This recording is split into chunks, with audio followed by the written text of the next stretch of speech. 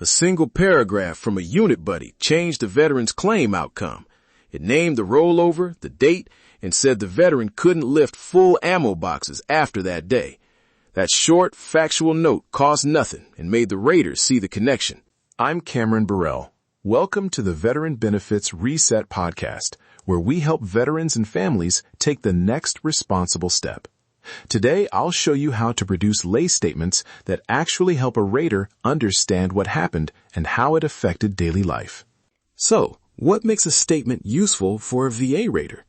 3 things: who saw it, when it happened, and exactly what they observed and how it changed the veteran's function or work. Quick reminder before we go deeper. Lay statements complement medical and service records. They do not replace medical exams or official personnel files. Think of them as eyewitness or daily life context that fills gaps and makes the rest of the evidence clearer.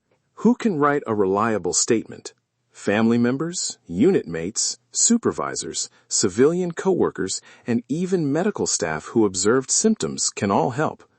Credibility comes from proximity, consistency, and specificity. If the witness lived it with you, gives dates that align with records, and describes observable actions or limitations, their statement will carry weight. Now let's get practical. I'll give you 3 short first-person templates you can copy or ask someone to use.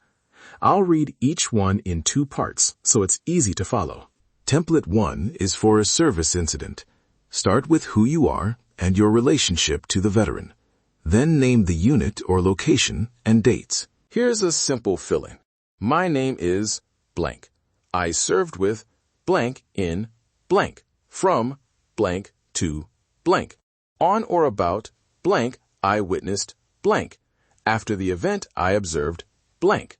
Signed blank, date blank. Template 2 covers episodic symptoms or flare-ups. Lead with your name and relationship, give a time frame, then describe frequency and what you actually saw happen. Try this. I am blank of blank. Since blank, I have seen them experience blank about blank times per month. During these episodes, I observed blank. Signed blank. Date.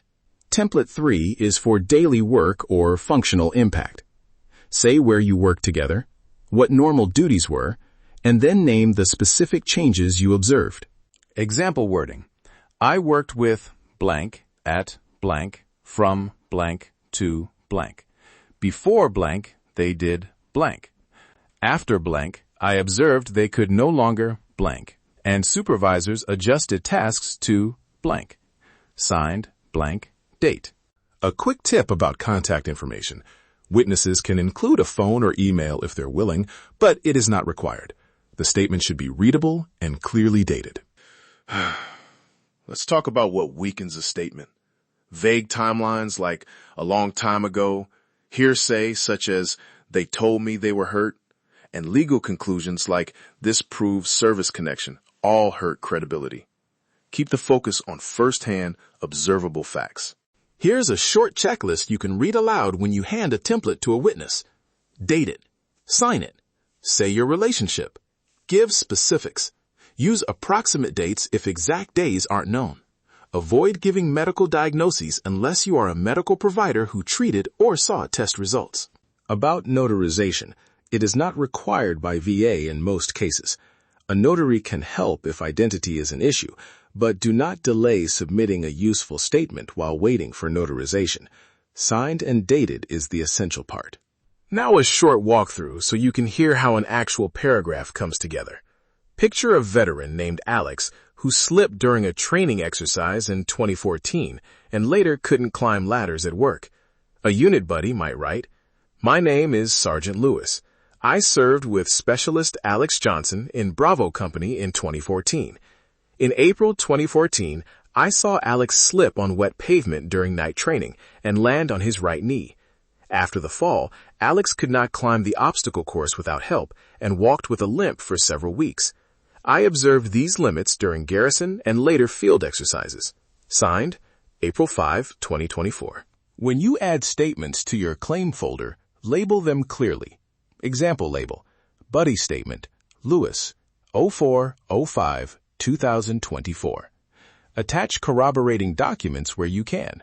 That might be an incident report, treatment notes, emails, or work records that line up with the dates and events described. One helpful practice is a cover page for your evidence folder, listing each lay statement, the date you obtained it, and whether the witness is willing to be contacted. Keep copies for your binder and for electronic submission if you file online. Quick recap before we finish. Specifics matter. Date and sign statements. Stick to first-hand observations of what you saw and how it changed daily life or work. Pair statements with supporting records when possible, and remember that lay evidence complements medical evidence rather than replaces it. One practical action for this week: ask one person who witnessed your service or your symptoms to write one short paragraph using one of the templates. Get it dated and signed, put it in your claim folder, and note any documents you can attach to back it up. That single step moves a claim forward more than waiting for perfect wording. Thank you for listening to the Veteran Benefits Reset Podcast. If you found today's episode helpful, follow the podcast, leave a review, and share it with another veteran who could benefit. Download the free 7-step Veteran Benefits Reset Guide at vetbizmedia.com/veteran7. And remember, your service did not expire. Your story is still worth reviewing. Take the next responsible step.